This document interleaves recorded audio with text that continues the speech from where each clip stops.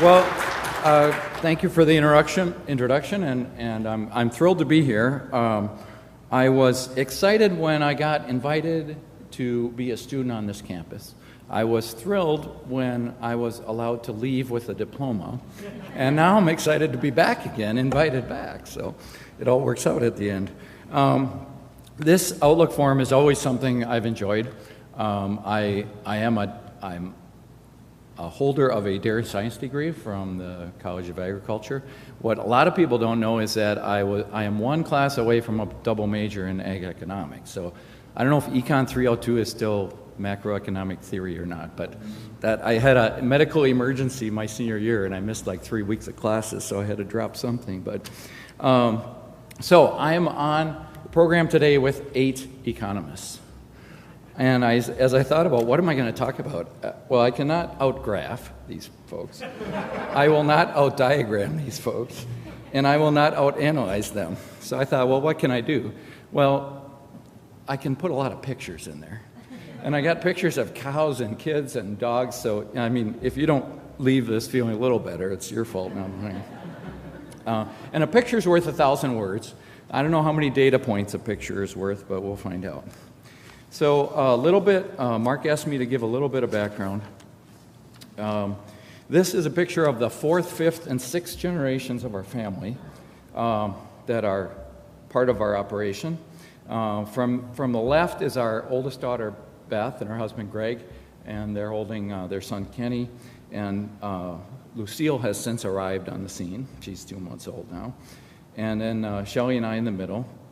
And then our youngest daughter, Erin, and her husband, AJ, and their daughter, Claire, and then our son, Mitch. And our kids are actually the 4th generation of our family to attend College of Agriculture at Madison. So that's a proud moment as well. My grandfather came down for short course in 1917, I think it was. So we milk 450 registered Holsteins and Brown Swiss. It's been about 12 years that we're over 30,000-pound herd average. Pride ourselves on quality genetics, quality milk.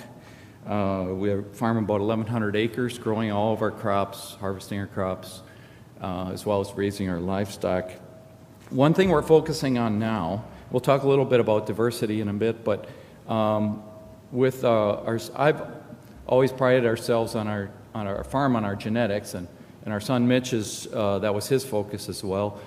And we're really advancing the Brown Swiss genetics of our farm, and I think of the breed, because we now have the number 1 polled male and polled female in the Brown Swiss breed, and our next objective is the homozygous polled gene, so that all offspring will be polled, and I think that's the direction society's heading, so, and the breed, so we'll see how that goes. A little bit about our family. I got this picture on the upper left for my Christmas present one year, and I actually said, well, they asked, Dad, what can we get you for Christmas? Because you don't wear what we give you, we don't use what you give you, you know, what can we give you? And so I said, well, you're all in school down here. I want a picture of the 3 of you with Bucky Badger on the 50-yard line with a calf. Well, it turns out the athletic department didn't look fondly on livestock on the 50-yard line, so we had to forego the calf. But they have since they graduated, they've gone to the industry, gotten careers, and we told them when they had worked for a sufficient time in the industry, they could quit their jobs, turn in their car keys, their 401ks.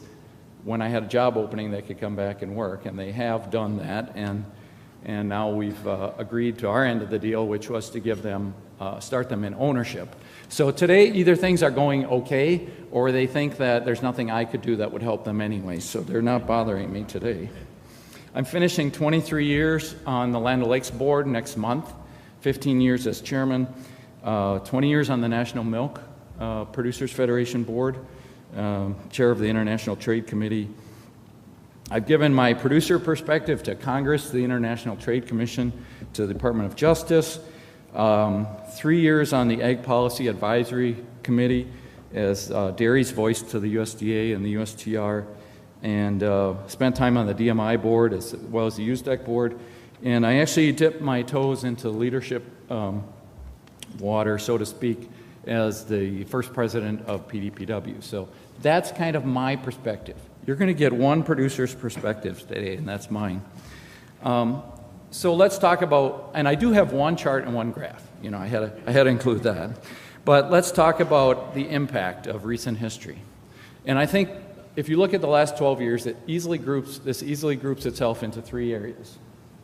You've got the the golden years of commodities from 2011 to 14 when oil hit $100 for the first time, beans hit $17 for the first time, and corn hit $8 for the first time.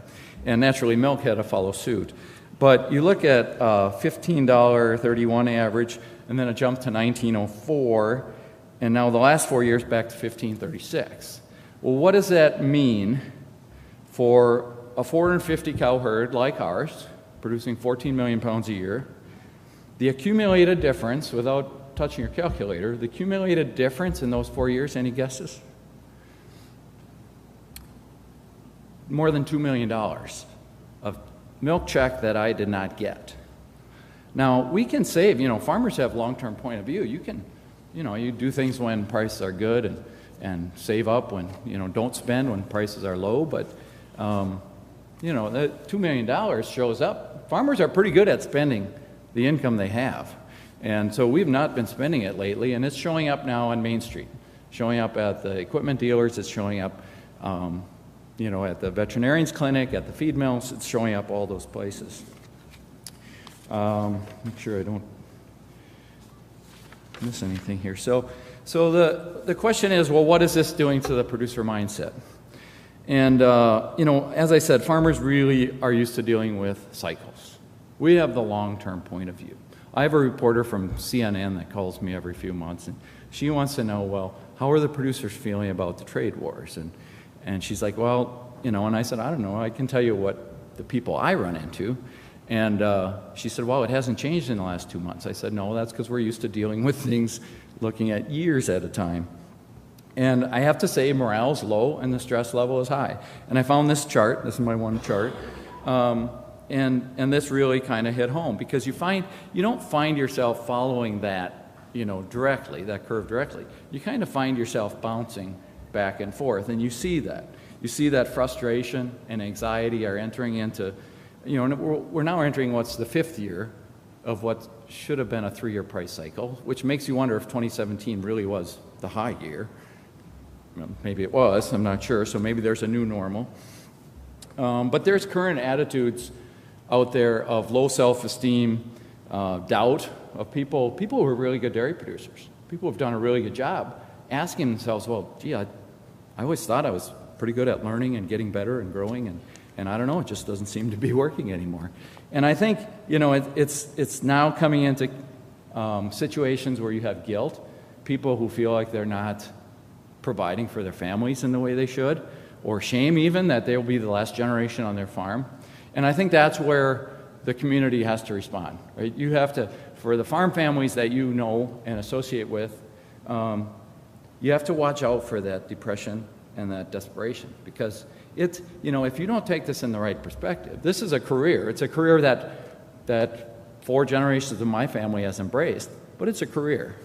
And so I think it's important to learn and grow and become good at what we do. But you've seen all the charts. There will not be instantly more farmers next year, and the next year, and the next year. So the question is then, how do we go about acting as business people going forward? What is it that we know with reasonable assuredness that we can count on? So what I think is that technology will be applied on dairies at an increasing rate. And we're seeing it, and we're one of the last industries to really adapt it. Monitors and sensors are going to facilitate or allow artificial intelligence to facilitate robotic control and automation. We see that already on dairies. But I think we're going to see more technology and advancements in all of our products and byproducts. So on-farm treatment of milk, whether it's some form of water reduction, UF or what have you. It might be in our manure, how we handle our manure, the byproduct stream that can come from manure, or in how we feed our cows in a more efficient manner. So I think there's more to come there. Economies of scale, we can count on that. We've seen the charts. Price cycles of a commodity, and this is where I may be corrected by the 8 economists that are here, but price cycles of consolidating commodity industries get longer and deeper. I think, in my opinion, the 3-year cycle is busted because, and the reason is there's less production response to shocks in profitability, right? The shock of profitability always forced an exit that then created the rebound. There's fewer people, okay, milk's going to be $15 this year and next year. Who's going out? Well, I just reinvested. I'm not going out. Okay, nobody's going out. Guess what? No production response at that point.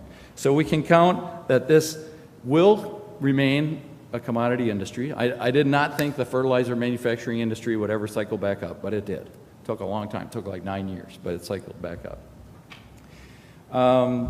Consumer preference. Consumer preference, buying practices, perceptions of food production methods will continue to evolve. We're sure of this. E-commerce. When Amazon, and I don't know how many of you, what you thought of Amazon 10 years ago, but their market cap has increased by 2,800% in the last 10 years. I don't know what JCPenney or Macy's or Sears thought of Amazon 10 years ago, but I'm pretty sure they didn't think Amazon would put them out of business in 10 years. Amazon bought Whole Foods. What does that mean? I'm not going to try and address that here today, but it's significant. The perceptions of food production methods will continue to evolve, and we have to participate. You look at the typical personality profile of a farmer or even a food scientist from my generation, from 20, 25 years ago. You probably chose that profession because you could work on your own. You could, you didn't have to interact with people all the time. And so we quietly went about producing the most bountiful, safest, lowest cost food supply in the world, and now we're being questioned on it.